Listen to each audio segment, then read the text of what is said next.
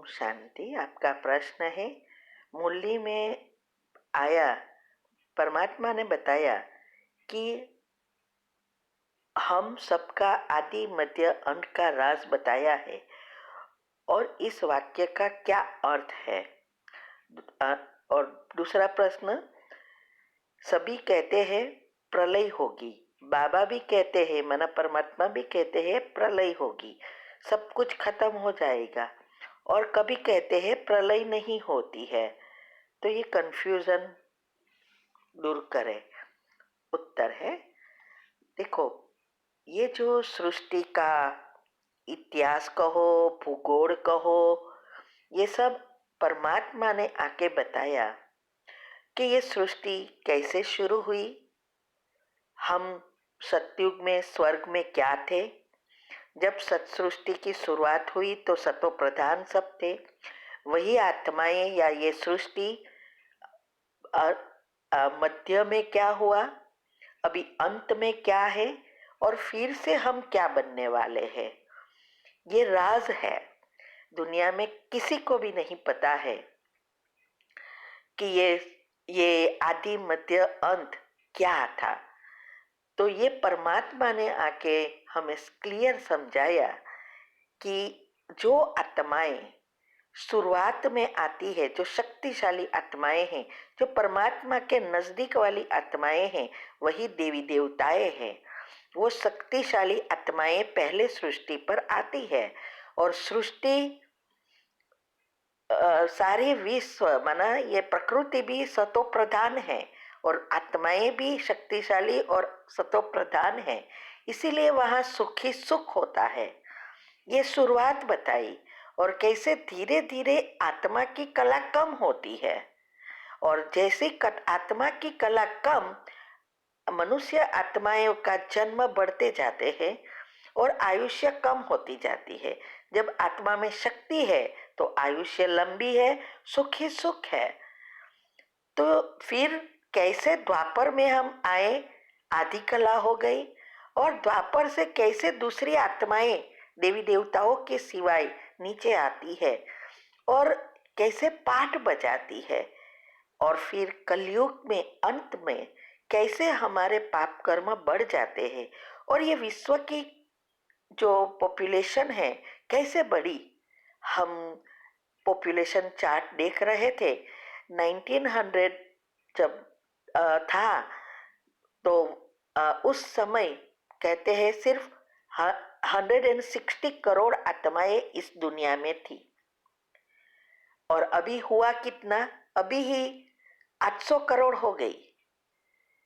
तो ये सब बातें परमात्मा ने आके हमें बताई कि कैसे ये सृष्टि का झाड़ बढ़ता है, एक साथ सभी नीचे नहीं आते हैं, आत्मा की शक्ति अनुसार नीचे आते हैं, और प्रकृति कैसी है, वातावरण कैसा है, उस अनुसार उस आत्मा पर असर होती है और जल्दी जल्दी नीचे उतरती है। क्योंकि इस सृष्टि पर कोई भी चीज अमर नहीं रह सकती, सभी सतो रजो तमो में आना ही है, और उसका आधार आत्मा की शक्ति और प्रकृति, ये दोनों पर आधारित है।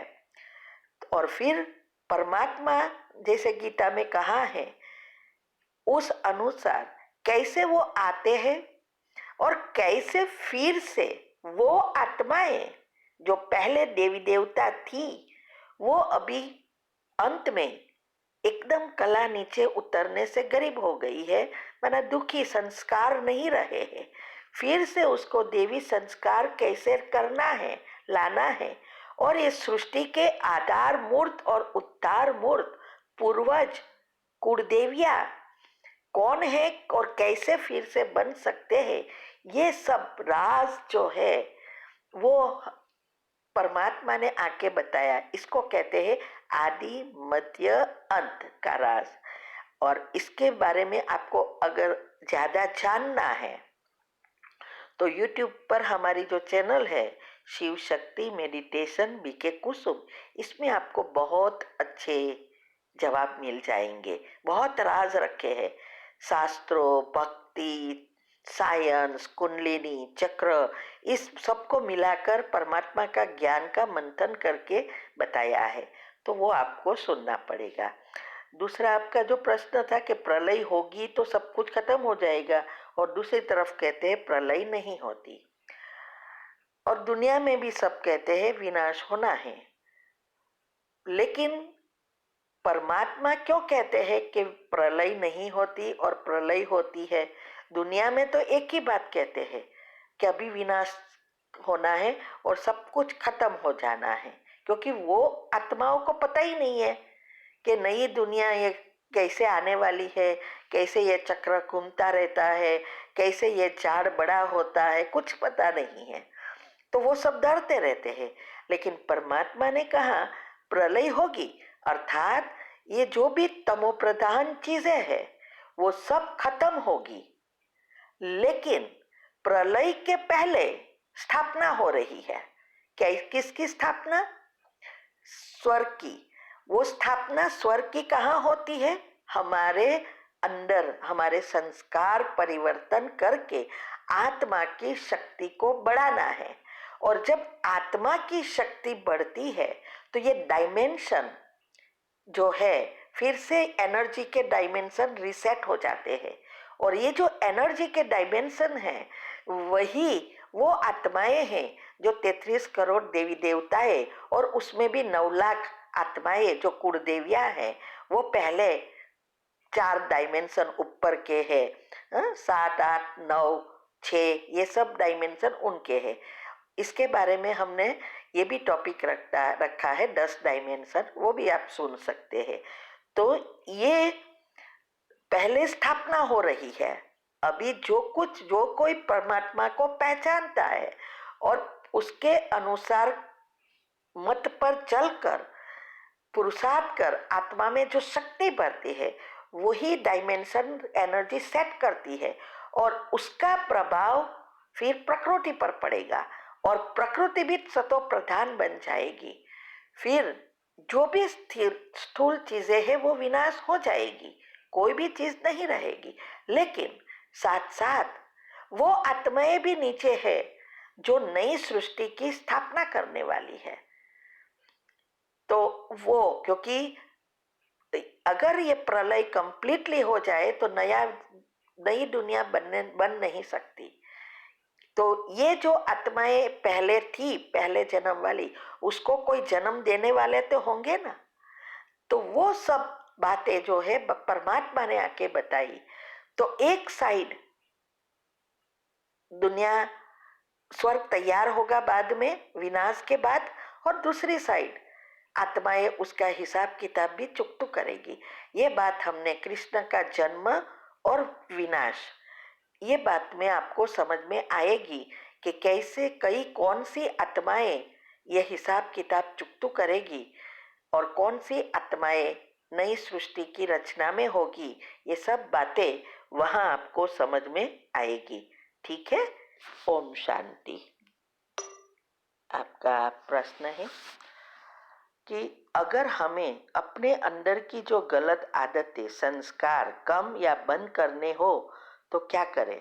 जैसे कि किसी को गलत बोलना, सोचना, टीवी देखना, किसी की नकल करना, और भी कई आदतें हैं, तो हम क्या कर सकते हैं? उत्तर है, देखो, हर एक आत्मा जो भी परमात्मा के बच्चे बनते हैं उसमें ये सब संस्कार नेचुरल है। सारी दुनिया ही नेगेटिव हो गई है, और पुरुषार्थ भी इसको बदलने का है, संस्कार परिवर्तन करने का है। तो ये जो योग की विधि हमने बताई है, हमारी योग की 4 अवस्थाएं हैं, उसमें पहली अवस्था बहुत महत्व की है, और उसमें विकर्म विनाश नहीं होते, लेकिन वो फाउंडेशन है। और पहली अवस्था जितनी मजबूत, इतनी बीजरूप स्थिति मजबूत होगी और संचित कर्म सब भस्म हो जाएंगे, और तब हमारी आत्मा में शक्ति भरेगी और हमारे संस्कार परिवर्तन होगा। संस्कार परिवर्तन करना अर्थात हमारे एक के एक सेल्स को बदलना, हार्मोन्स को बदलना, न्यूरो सेल्स को एक्टिव करना, डीएनए को क्लीन एंड क्लियर करना, ये सब बातें हैं। तो उसकी विधि जो हमने बताई है योग की, उस अनुसार आप करेंगे तभी आपकी चक्र के लेयर्स अभी जो नेगेटिव है उससे ये सब चीजें खींच रही है, उसके बदले पॉजिटिव हो जाएगी। तो ये सब बातें आपको खींचेगी नहीं, लेकिन जैसे अभी अच्छा करने की आपको प्रॉब्लम होती है, व्यर्थ से मुक्त होने की मेहनत लगती है, ऐसे ही जब आप पॉजिटिव बन जाएंगे तो पॉजिटिव जो है उसमें नेगेटिव करना मुश्किल हो जाएगा। ये है संस्कार परिवर्तन। तो उसकी विधि अपनाओ। तीव्र पुरुषार्थ ग्रुप में अभी आ रहा है, वो हर समय जो कुछ आता है, इवन टॉपिक भी आते हैं, ये सब अगर आप करेंगे तभी आपकी बुद्धि शुद्ध पवित्र बनती जाएगी और सब मंथन नेचुरल होता जाएगा, संस्कार परिवर्तन ऑटोमेटिक हो जाएगा। सिर्फ हमें यही करना है, ऊपर से पॉजिटिव डालना है और नया सॉफ्टवेयर बनाना है। ठीक है। ओम शांति। तुम्हारी एक आंख में मुक्ति और दूसरी आंख में जीवन मुक्ति हो, इस बात को समझना है। उत्तर है, देखो, ये बाबा का मन परमात्मा का कहने का भावार्थ यह है कि हमेशा आपको सिर्फ परम धाम और जीवन मुक्ति माना स्वर्ग, ये दो ही चीज दिखाई दे, दूसरी कोई चीज दुनिया की दिखाई नहीं दे। यही है देखते हुए नहीं देखना, सुनते हुए नहीं सुनना। क्योंकि आंखें हैं तो दिखाई तो देगी, लेकिन हमारी अवस्था ऐसी हो जो हमें इसी बातों का चिंतन चलता है। लगन में मगन और मगन में अगन, ये अवस्था बनानी है। तीन अवस्था है। तो जैसे आप देखते हैं कि कोई दो लड़का लड़की है, एक दूसरे से बहुत प्रेम करते हैं। पहले जब मिले तब प्रेम नहीं था, लेकिन जब उसको मिलना शुरू करते हैं फिर उसके ही विचार सताते हैं, यह लगन लगी।